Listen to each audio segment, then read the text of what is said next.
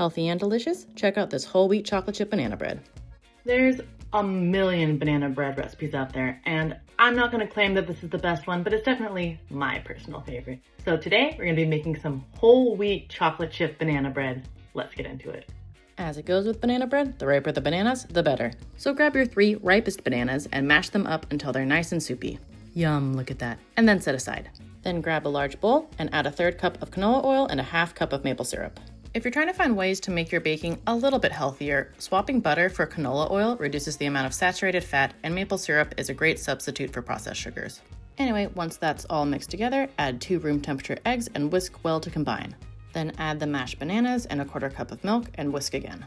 Next up is 1 teaspoon of baking soda, 1 teaspoon of vanilla, a 1/2 teaspoon of salt, and a 1/2 teaspoon of cinnamon.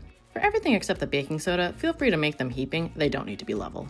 Then add 1 3/4 cups of whole wheat flour, mixing until just combined. Whole wheat flour is another great healthy substitute as it contains more fiber, vitamins, and minerals than AP flour, though it can have an impact on texture. However, flavor-wise, I've never noticed a difference. Last but not least, add in chocolate chips to taste. I always eyeball this, but it's probably about a cup, and then mix one last time. I haven't tried this out yet, but I think it would actually be really easy to make this recipe vegan by swapping out the eggs and milk for some applesauce or even another banana, and a splash more canola oil.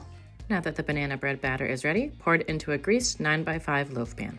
Pro tip, if you want the loaf to come out looking extra professional, sprinkle on a few more chocolate chips right on top, and the loaf will come out looking picture perfect every time. This then goes in a 350-degree oven for about an hour to bake until a knife comes out clean. An hour later, you should have a perfectly browned loaf of banana bread. I'd recommend letting this cool as long as you can tolerate the wonderful smells that will be wafting out of your kitchen before slicing into it. Because let's be real, there's nothing better than a fresh slice of banana bread that's got a bit of a crust on the outside, but is still ooey gooey in the middle. I make this at least once a month, if not more, to help use up the leftover bananas we have laying around, and it has become one of our most loved feel-good treats.